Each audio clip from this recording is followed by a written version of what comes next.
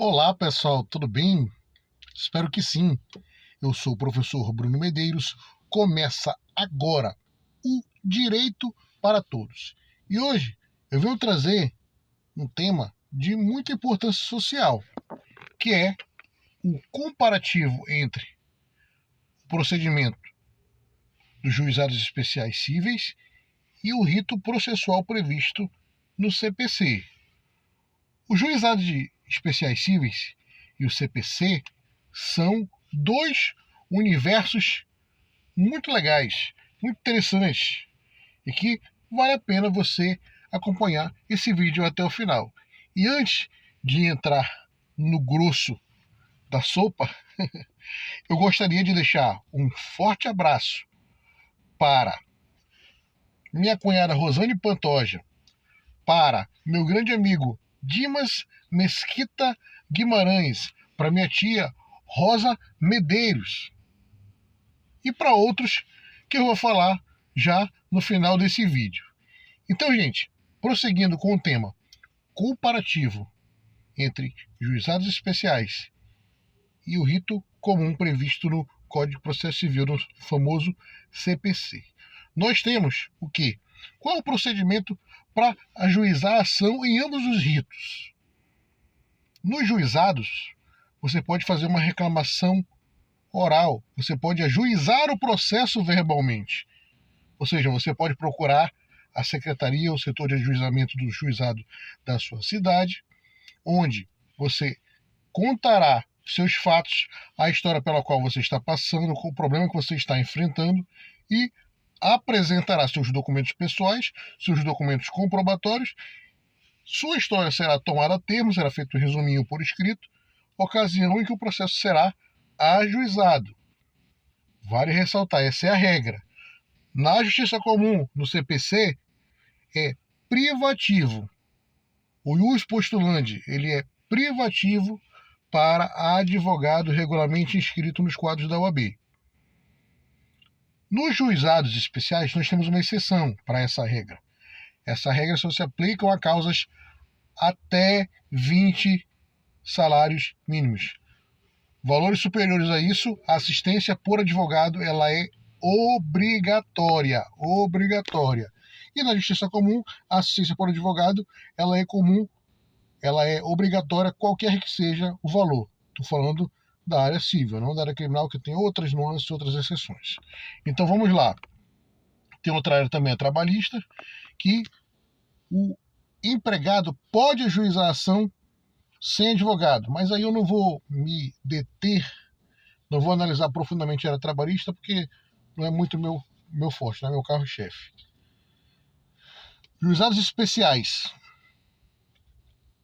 A audiência, você tem uma audiência de conciliação, pode haver uma audiência de instrução, não tem perícia,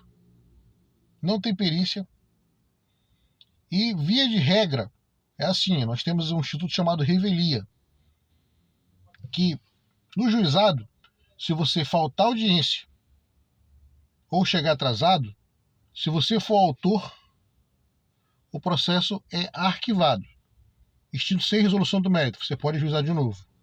Dependendo do caso, o juiz pode ou não te condenar ao pagamento de custas para nova reclamação verbal, ou mesmo por advogado. Na Justiça Comum, no rito do CPC, você pode peticionar dizendo que não tem interesse na audiência, pode pedir cancelamento da audiência. No juizado também.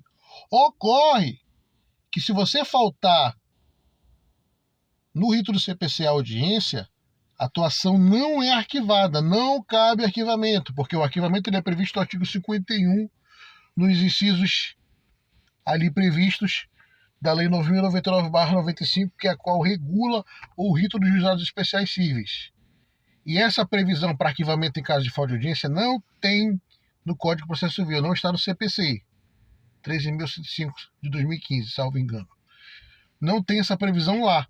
Ou seja, a falta ou mesmo o atraso em audiência no juizado dá causa arquivamento. Se você é autor, arquivamento de extinção sem resolução do mérito.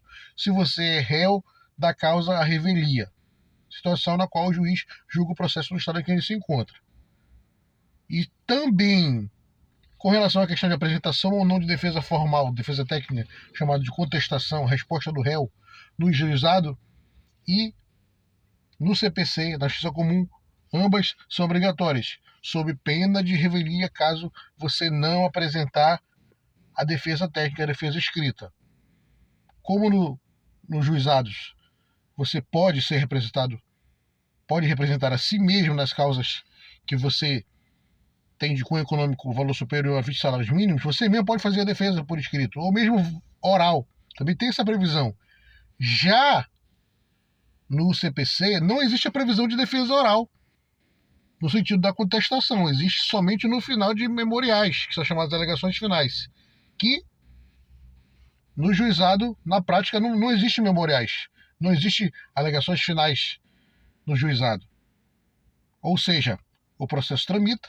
Se você não fizer a contestação, você, enquanto requerido, enquanto réu, você pode sofrer a penalidade de revelia, que é a presunção relativa da veracidade dos fatos alegados na petição inicial. Ou seja, o juiz ele passa a olhar o processo no estado em que se encontra e ele analisa se tem fundamento ou não, se faz sentido ou não o que foi redigido na petição inicial e consoante as provas apresentadas no processo.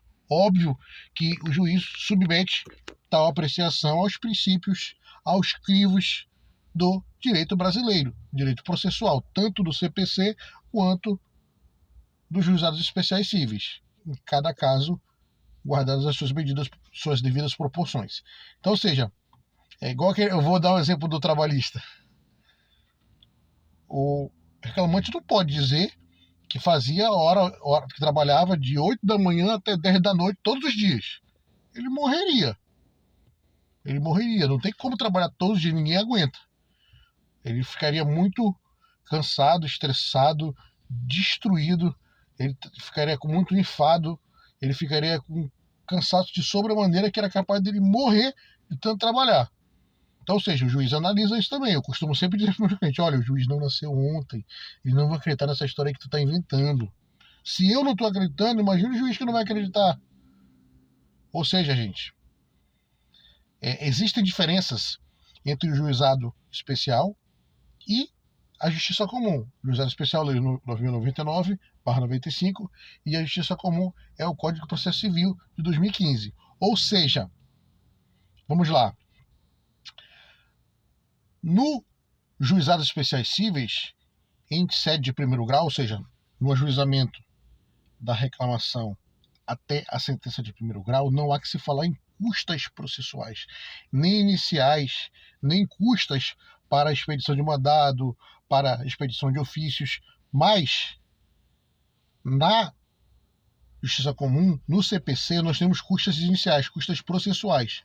Como é que funciona a questão da AJZ, da assistência judiciária gratuita? Funciona da seguinte forma. Nos juizados especiais cíveis, na inicial, você pede que a AJG seja concedida somente em grau de recurso, porque em primeiro grau não precisa. Já na Justiça Comum, você já pede na petição inicial que desde o começo seja concedida assistência judiciária gratuita. Ou seja, nos juizados não há custas a se pagar em primeiro grau. O que é primeiro grau? Entrou com a ação até sentença. Ou seja, diante do juiz não existem custas processuais no juizado. Qual é a exceção? Quando você falta audiência, injustificadamente o juiz te condena em custas, para você entrar com uma outra ação, você tem que pagar as custas. Essa é a exceção à regra. Nos juizados, é assim que funciona. Na Justiça Comum, você, ajuizando a ação, é recomendável que você apresente para o seu cliente uma declaração de hipossuficiência, também conhecida como declaração de pobreza, que você pode providenciar nas delegacias do Brasil inteiro e fazer seu cliente assinar. Alguns, o que fazem? Alguns colocam as faturas dos 3 últimos meses do cartão de crédito, a declaração dos 3 últimos impostos de renda, os 3 últimos extratos bancários. Algumas pessoas fazem isso. Eu acho que isso não é necessário. Mas se você for analisar a letra da lei, existe o quê? Existe a norma principiológica. Existe o princípio setorial. E um dos princípios que se vigora no Brasil é o da autodeclaração. Você se declara pobre, você é. até que alguém prove o contrário. Porém, na Constituição Federal, o que é previsto? É previsto, tá? Qual é a fundamentação do princípio da declaração? Artigo 99, parágrafo 3º do próprio Código de Processo Civil. Diz que a declaração de hipossuficiência assinada por pessoa física presume-se verdadeira. Ou seja, é uma presunção legal. Alguém tem que provar o contrário. Porém, a Constituição prevê que a assistência judiciária gratuita será concedida àqueles que comprovarem o seu estado de pobreza, o seu estado de hipossuficiência econômica ou financeira.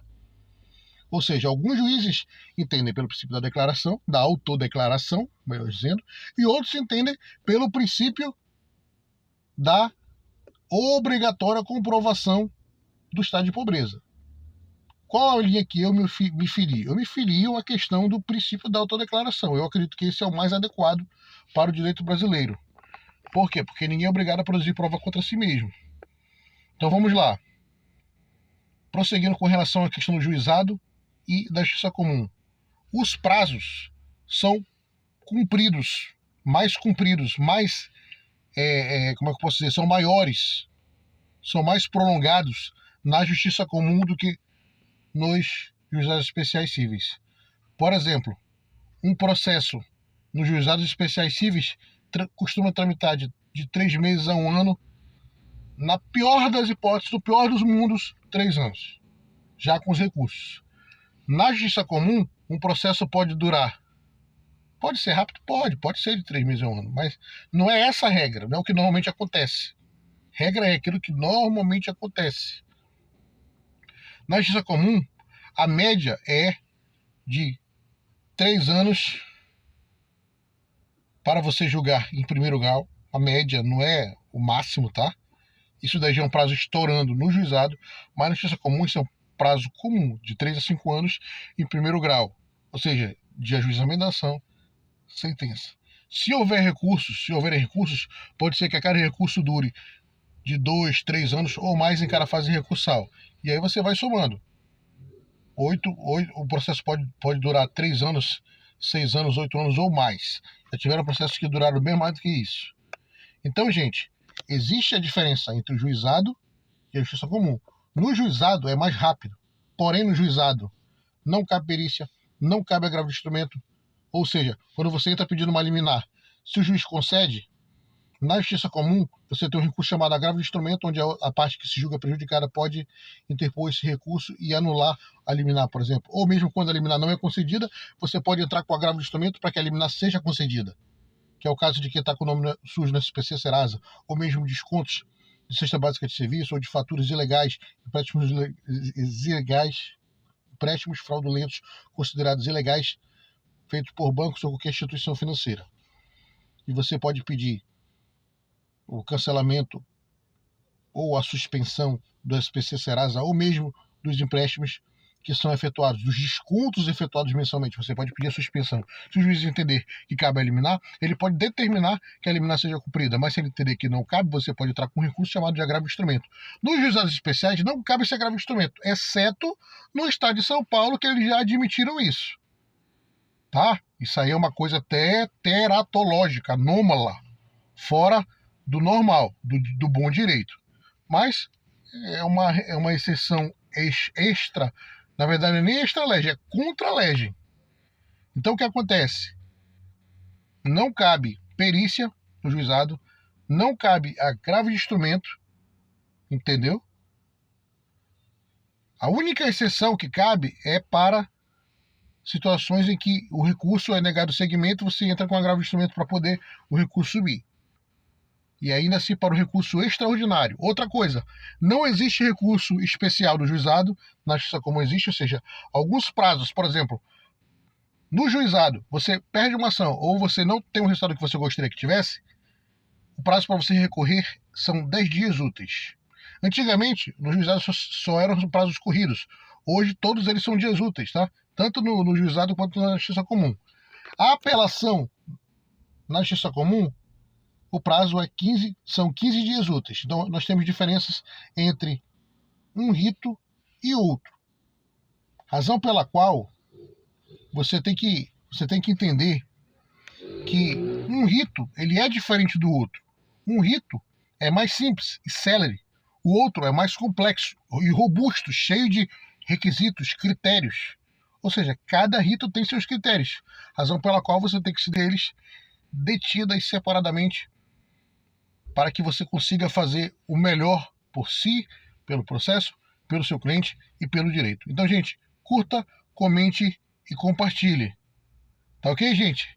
Eu gostaria de deixar um abraço para irmã Elzinha, eu quero deixar um abraço para o irmão Robert, para o magnífico do meu coração, quero deixar um abraço para o irmão Everton.